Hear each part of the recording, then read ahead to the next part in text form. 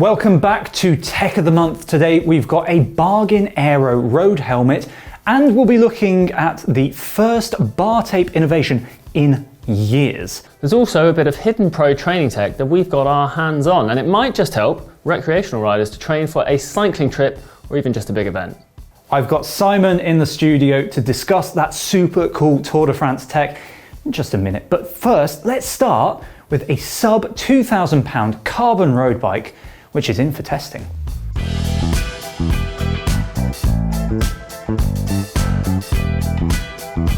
That's right, this is the Van Rysel NCR, Decathlon's latest sporty endurance and general riding bike, and it looks like a pretty good deal. Yeah, for under £2,000 you're getting a carbon frame set with 35mm of clearance for tubeless ready Hutchinson tyres. It's also got a wireless 1x Apex Access drivetrain for simple shifting. It also looks very upgradable thanks to sensible standards like a non-integrated front end and its 27.2mm seat post. I have to say that if this rides well in testing, it's going to be an excellent entry-level road bike. So the Groupset of choice here, it's a really good one in my mind. You've got a 1x setup with a 46-tooth chainring paired to an 11 to 44-tooth cassette. Yeah, and so that should give you, a good spread of gears for climbing as well as fast road riding. It's also a really simple system, pretty good for beginners. Now, Mavic provides the wheels, while Hutchinson complete those with a tubeless ready setup with a set of 28mm Fusion 5 tyres. Now, these are branded wheels, which is great, but they are a little bit heavy at just over 1,900 grams, which is a little bit weighty, but for the money, hard to complain. I have to say, if I bought this, the wheels would be the first candidate for an upgrade, just to something a bit lighter. Yeah, now kind of key rivals for this bike are going to be things like the Giant Defy Advance 3, which is £2,299, as well as Canyon's Endure CF at £1,949. It's also the Merida Sculptura Endurance at £2,250. Now, we did price UK prices only there. Unfortunately, this isn't yet available in the US. Hopefully it will be there soon, and the rivals, the dollar pricing is a bit different. Now, the only issue that I can see right now is a lack of mudguard. So Jack Luke will be watching this, he'll be screaming at his television, because those are just really useful, for year-round riding, especially when this bike has plentiful clearance. A bit of a strange omission. Yeah, absolutely. We'll have to see how it does when we get it tested, but what do you think? Let us know down in the comments.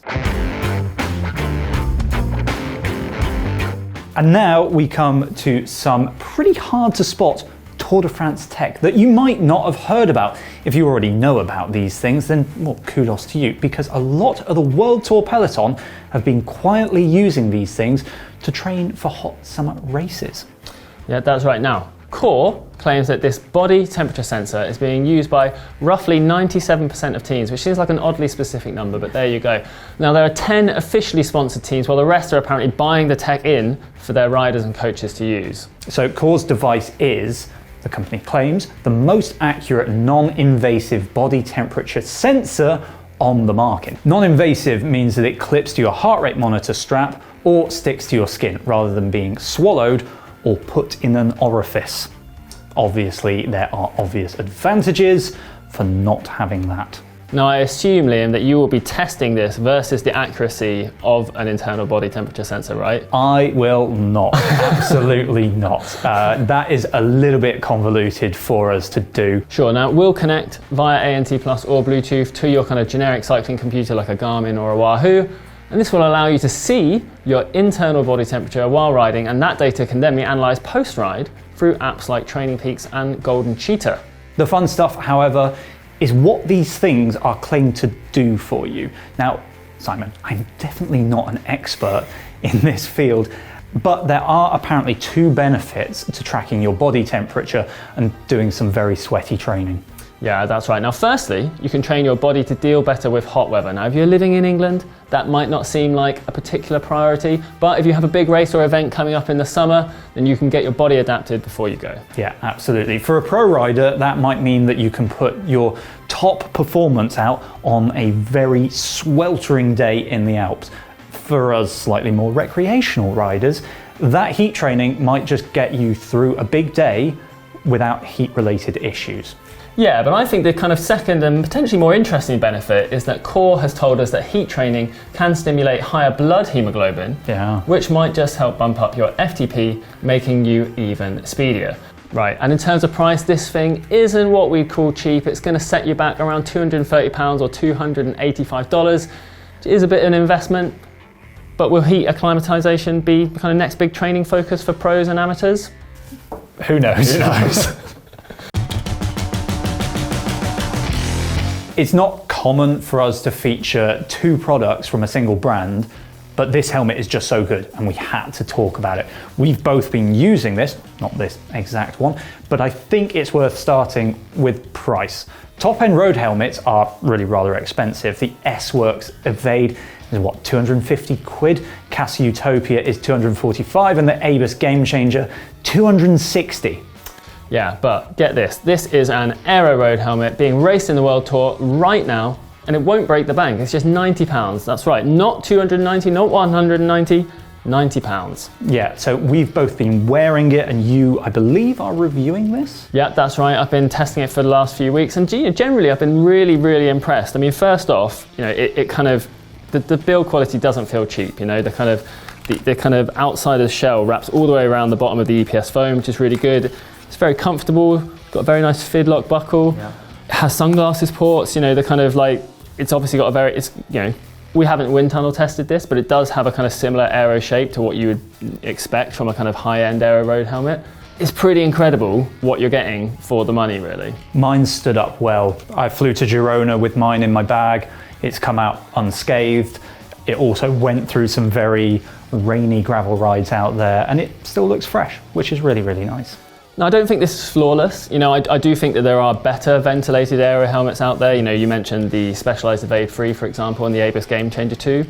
I think that the kind of vents on here being located off to the side means you don't get that big onrush of airflow over your kind of forehead as you do with those other ones. You know, I'm really nitpicking. Yeah. And I think on a £90 helmet, it's really, really hard to complain. So apparently there is a MIPS version of this, but I can't see it on Decathlon's site for sale. So we're not sure on the price on that. I have actually spotted it on Decathlon's site. Oh, you have? Yeah, no, I had to Google it, but I did find it, and it's going to be £10 more. So, well, there you go. You know, you can have it with or without.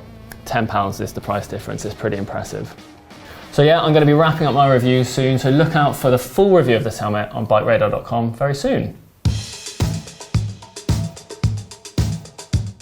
When we first saw this at Paris-Roubaix, I said that I'd get it in for Tech of the Month, and I'm a man of my word.